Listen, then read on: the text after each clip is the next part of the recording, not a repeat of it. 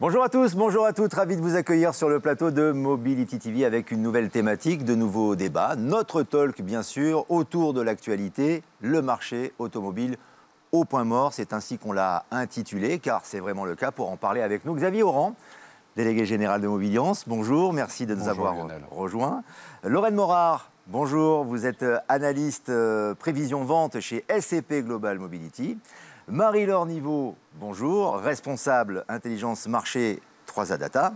Et François Roudier, communication PFA. Merci d'être avec nous et bienvenue à tous les quatre. On va rentrer dans les chiffres, avec vous notamment, mesdames, qui êtes expertes vraiment dans ce domaine par rapport au marché automobile. Mais on peut noter, Xavier Auran, moins 22,6% pour une baisse des immatriculations, seulement 108 000 en avril. Est-ce qu'on peut parler pour le marché automobile en France de dégringolade? Ah oui, c'est plus qu'une dégringolade. Je pense que on est proche d'une désintégration du marché automobile. Tous les indicateurs sont au rouge. Il y en a quelques-uns dont on pourra reparler au cours de cette table ronde, notamment sur l'essor de l'électrique qui se confirme. Mais de manière plus fondamentale, on n'a jamais observé dans l'histoire automobile des niveaux records aussi importants. Donc c'est extrêmement préoccupant, avec des chiffres qui sont tous à 2 chiffres depuis maintenant plusieurs mois. C'est le 11e mois consécutif de baisse. Et quand on se reporte par rapport à 2019, avant ce fléau, cette calamité du Covid, en réalité, les derniers chiffres nous montrent accusent une baisse de 42%. Et avec des reculs des niveaux de production automobile qui ont été relatés par vos confrères encore dans la presse aujourd'hui, sur fond d'une balance commerciale déficitaire de 100 milliards d'euros, avec hélas une contribution de l'automobile au niveau des constructeurs, des équipementiers qui est significative, à hauteur de 30 milliards d'euros. On est sur un recul de la production automobile de l'ordre de 30 à 35% par rapport au niveau d'avant-crise Covid. Donc le sentiment général, c'est que dans l'automobile, ou comme on le dit dans les affaires, une crise chasse l'autre. Dans l'automobile, ce n'est pas vrai.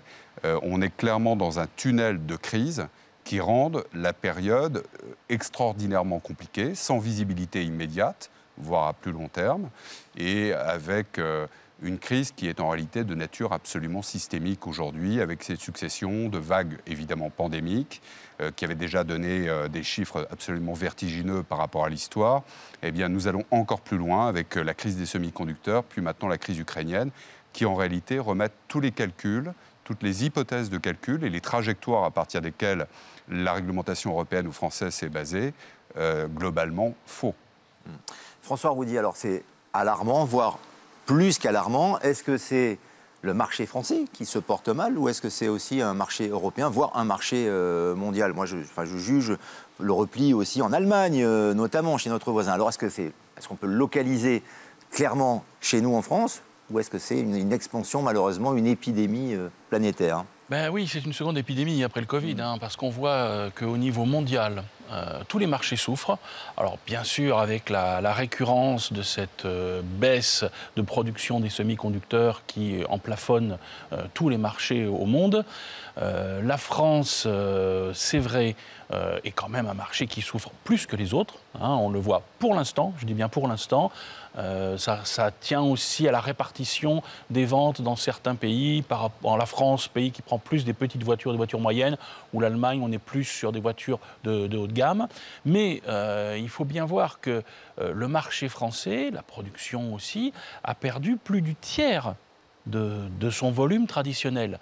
Lorsqu'on perd au-delà de 5 à 10% d'un marché, on est dans une crise. Là, on est vraiment dans un tiers qui a disparu.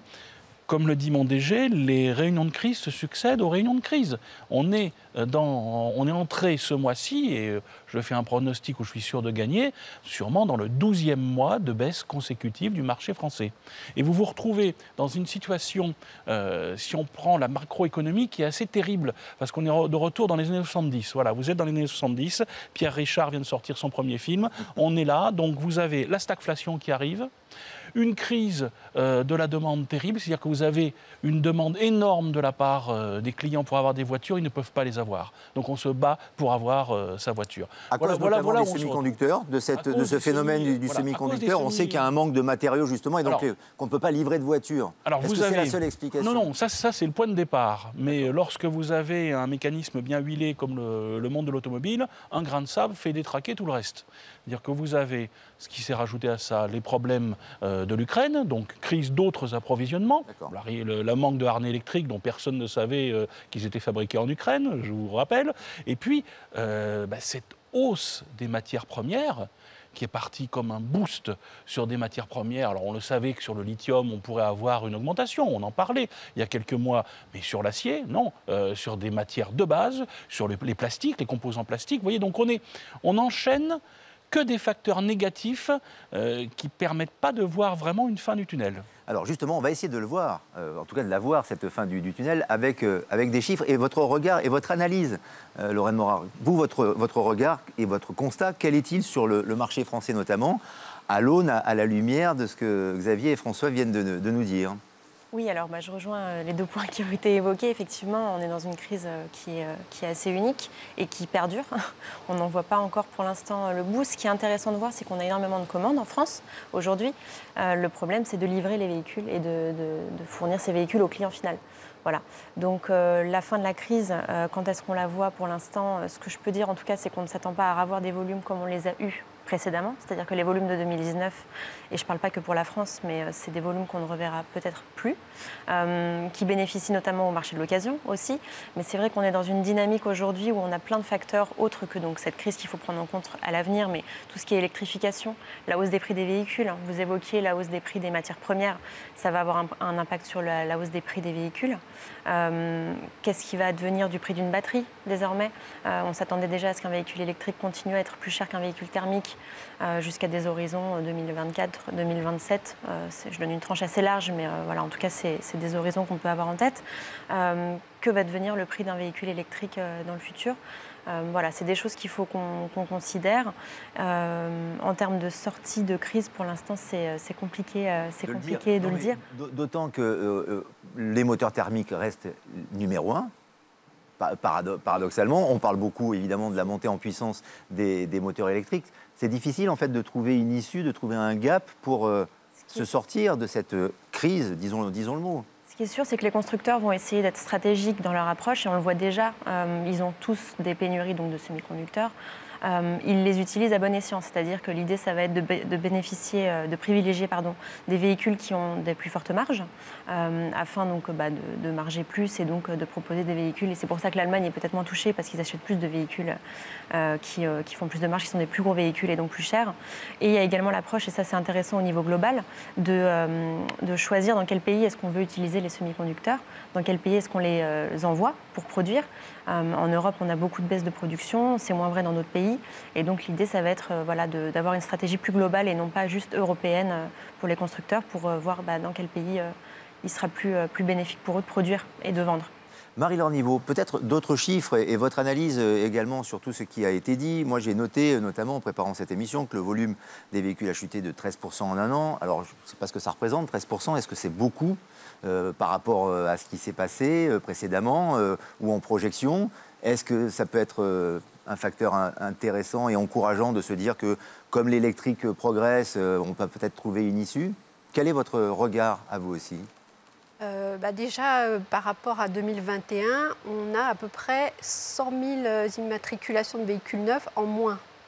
Donc, si on reste sur cette tendance-là, ouais. Mais comme l'ont expliqué nos deux interlocuteurs, confirme qu'il n'y aura pas de retournement du marché en mois de mai.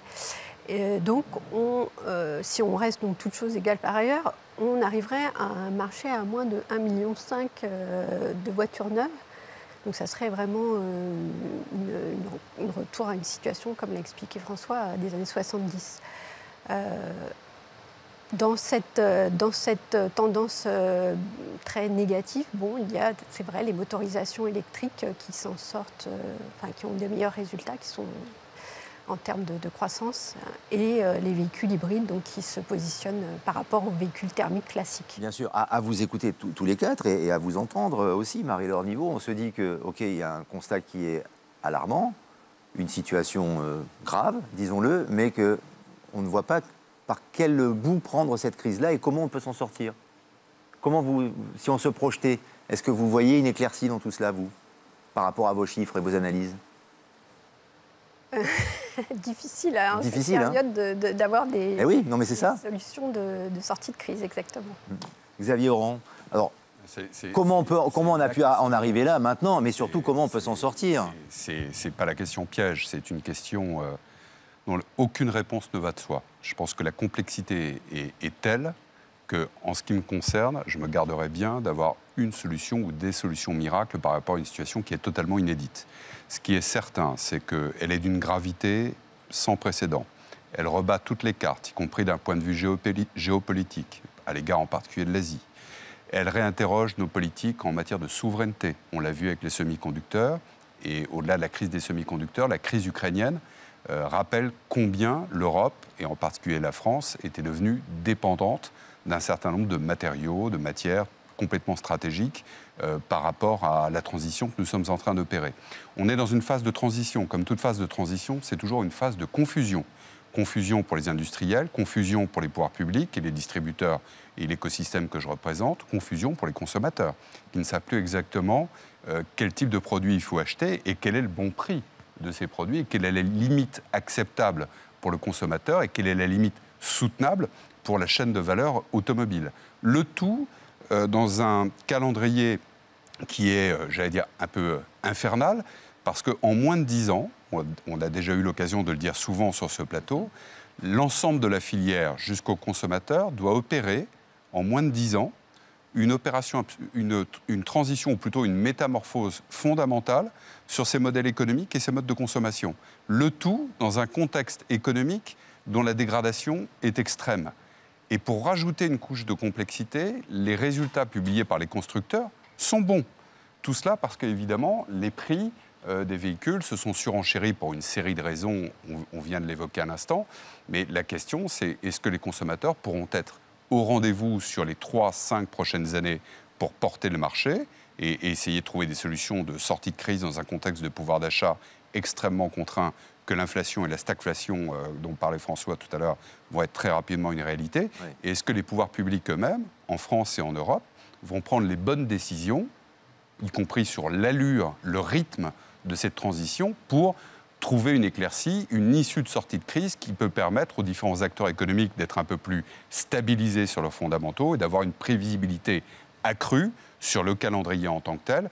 Et on revient sur le côté consommateur qui dicte quand même accessoirement le marché automobile, que ce soit les particuliers. Mais il faut le prendre par la main, ce marché-là aussi, avec les décisions qui sont prises. Et d'ailleurs, Xavier Oran, vous parlez donc de... un marché qui est déjà ultra subventionné depuis des années. Évidemment, c'est pour ça. Vous parlez de transition, de métamorphose avec des décisions à prendre. Donc ça veut dire qu'on peut prévoir une sortie de crise, mais quand, c'est impossible à dire. Je pense impossible. Que, si vous me permettez, ces crises sont aussi une occasion, d'abord, toute crise est un facteur d'accélération et de révélation.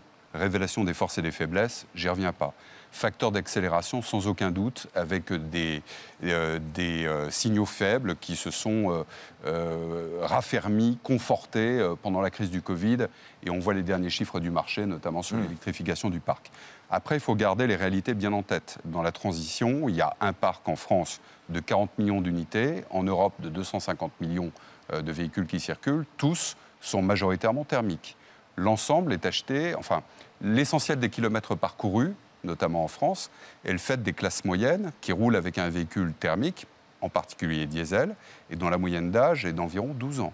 Donc tous ces facteurs, il va falloir les aligner pour trouver des solutions de sortie de crise. Et en ce qui concerne les acteurs économiques, et j'arrêterai sur ce point-là, c'est aussi une période qu'il faut utiliser en termes de formation. Parce qu'on voit bien qu'on va vers une nouvelle équation automobile, vers des nouveaux métiers autour des services de l'automobile. Aujourd'hui même, un grand constructeur, Renault pour ne pas le nommer, a déclaré qu'il s'apprêtait à vendre sans doute moins de voitures et davantage de services. Donc on voit bien que les frontières entre l'industrie et les services sont en train de s'effacer. Et tout cela va être vecteur de destruction d'emplois sans aucun doute, mais aussi de création de nouveaux métiers. Et la formation doit être certainement quelque chose qu'il va falloir privilégier tant dans l'amont que dans l'aval pour monter en gamme, diversifier les compétences de centaines de milliers de salariés dans nos usines ou dans les réseaux de distribution et de réparation. Ça, c'est un enjeu. L'enjeu humain est fondamental pour rester et capter les sources de valeur qui ne manqueront pas d'arriver dans la filière automobile.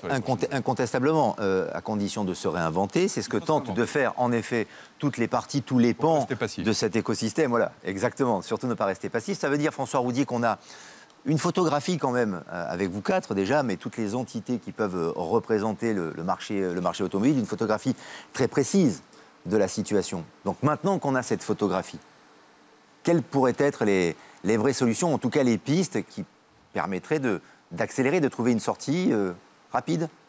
Écoutez, ces pistes ne se prendront pas sans un soutien financier, surtout moral et dans le travail du gouvernement. Luc Châtel a dit ce quinquennat, c'est le quinquennat, le dernier quinquennat. Si je prends une allégorie historique, vous avez la réaction en 1914, on recule jusqu'à la Marne, et puis après ça, on remonte, et puis vous avez juin 40, où là, on s'effondre. On est dans cette situation-là. On a 5 ans pour s'en sortir. C'est très difficile, c'est-à-dire qu'il va falloir le faire dans des conditions industrielles, commerciales, où tout le monde va souffrir. La formation, certes, va être là, mais on commence à voir dans beaucoup de pays, je pense en Italie, beaucoup de petites sociétés, de petits équipementiers qui ferment ou qui licencient. Et quand je dis les petits équipementiers, souvent ce sont des filiales de très grands équipementiers. En France, la situation des équipementiers de rang au-delà du rang 2 est dramatique. Donc on voit que ce sont tous les acteurs de l'automobile, l'amont, l'aval, la régulation étatique, qui doivent travailler ensemble pour éviter un juin 40. Et pour l'instant, on est entre deux eaux, avec des technologies nouvelles qui ne sont pas forcément bien comprises des clients. Sur l'électrique, vous savez, quand vous regardez dans les réseaux sociaux, soit vous avez les fans qui adorent ça et qui vous feront un Paris-Vladivostok en électrique, et puis les autres qui hurlent contre l'électrique. Donc il faut arriver à avoir une population qui, dans son ensemble, ne se pose même plus la question de savoir quelle est la motorisation de sa voiture. On n'y est pas encore.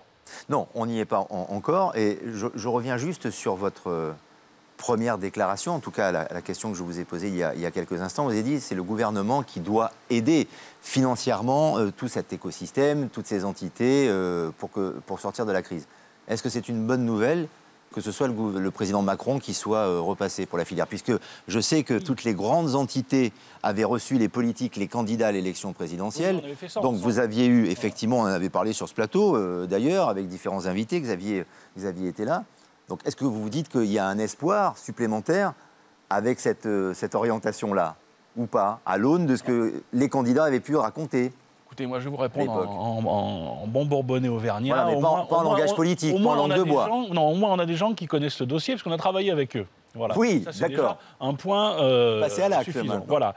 Ce qu'il y a, c'est qu'il faut bien comprendre que le gouvernement français n'agit pas seul. Il y a l'Europe derrière. Ouais. Et actuellement, la question automobile au sein de l'Europe est assez compliquée entre des pays qui n'ont aucune production automobile et qui se contrefichent complètement de l'avenir de l'industrie automobile en Europe et qui sont prêts à se vendre aux Asiatiques ou aux Américains. Et puis les autres qui sont les vieux pays automobiles et qui tiennent à garder le leadership. Quand on voit France, Allemagne et Italie, la Grande-Bretagne est sortie déjà depuis longtemps de cet acharnement industriel automobile, même s'ils produisent toujours, mais pour d'autres constructeurs. Lorsqu'on voit les trois grands, on essaye de tenir. Le poids des pays de l'Est engagés dans l'automobile, la République tchèque, la Pologne, est aussi très important. Donc c'est tout ça qui va permettre de tenir face à cette crise mondiale et d'éviter que notre industrie soit 100% chinoise ou 100% américaine, parce que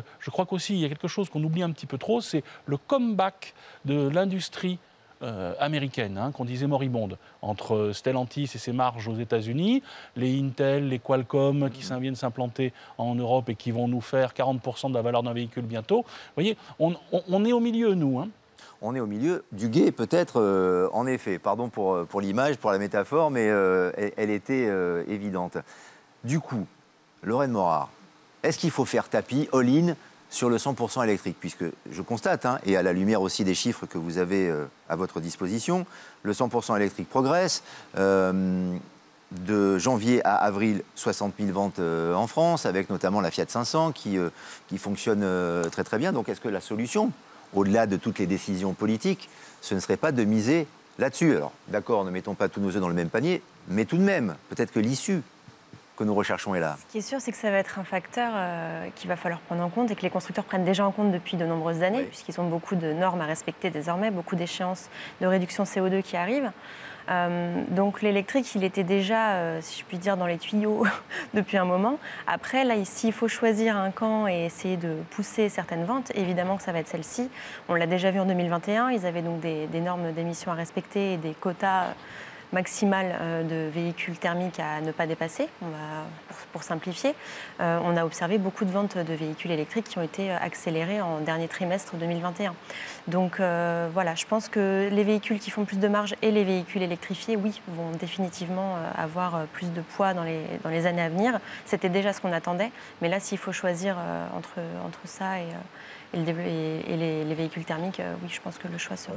On va y passer rapidement. Je ferai un tour de table pour conclure cette émission sur le véhicule électrique. Est-ce que c'est vraiment l'issue principale? Mais votre regard, Marie-Laure Niveau, peut-être en effet sur ce 100% électrique, vous aussi, à l'aune de toutes les données que vous avez à votre disposition, est-ce que c'est vraiment là-dessus qu'il faut miser?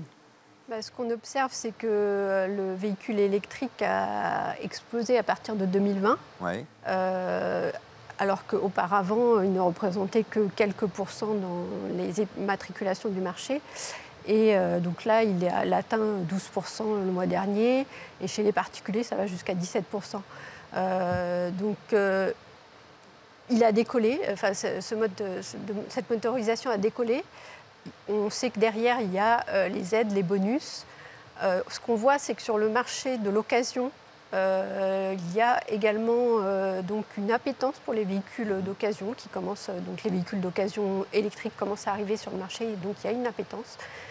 Donc à voir après, lorsque cette motorisation ne bénéficiera plus des bonus, est-ce que ce sera toujours la solution privilégiée par les particuliers, ou est-ce que l'hybride ne répondra pas plus à leurs besoins?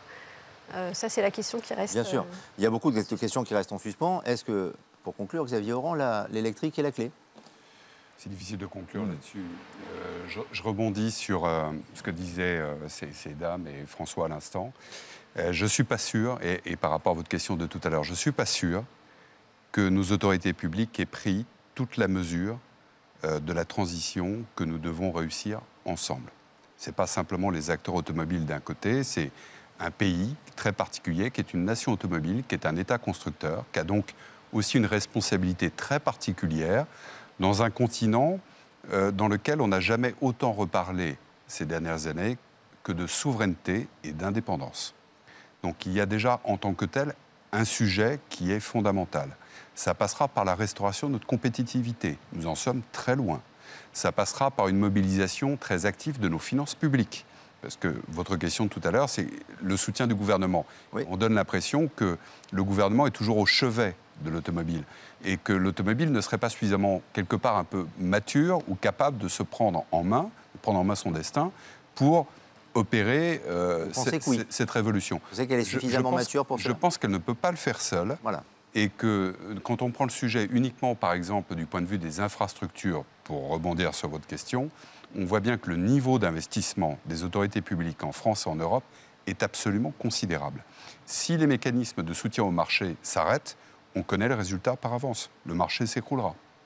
Parce qu'on a franchi, que ce soit sur le thermique ou sur l'électrique, des prix qui ne vont cesser d'augmenter au cours des prochains mois, qui ont largement déjà dépassé la limite d'acceptation sociale. Donc, on est sur une ligne de crête.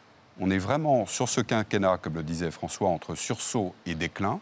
La responsabilité de l'exécutif qui va s'installer dans les prochains jours, ça va être effectivement de planifier la transition écologique avec les acteurs économiques et les consommateurs, pour que tout cela soit soutenable et acceptable, y compris en termes de rythme, mais que ce soit aussi soutenable pour nos finances publiques, et d'essayer, autant que faire se peut, de redonner de la profondeur, de la prévisibilité au marché, de la densité, donc des volumes et donc des marges pour pouvoir rebondir. Pour l'instant, je dis bien pour l'instant, beaucoup de travaux ont été menés, mais les conditions ne sont pas réunies, les planètes ne sont pas alignées pour opérer dans de bonnes conditions une métamorphose qui est historique à bien des égards et dont les enjeux dépassent largement la filière automobile elle-même. Donc il y a un enjeu extraordinairement fort pour le pays. Et ça va dans le sens de ce que disait François Roudier tout à l'heure sur une collaboration vraiment prégnante, intense avec le gouvernement.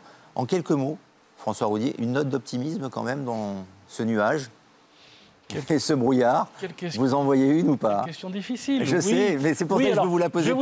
J'ai effectivement une note d'optimisme, c'est que je vois que dans le très grand problème, on n'en a pas parlé parce qu'on va casser l'ambiance, des bornes de recharge, oui. Je vois que la grande distribution utilise ces parkings pour progressivement mettre des bornes de recharge. Je vois des grandes enseignes dans la France entière.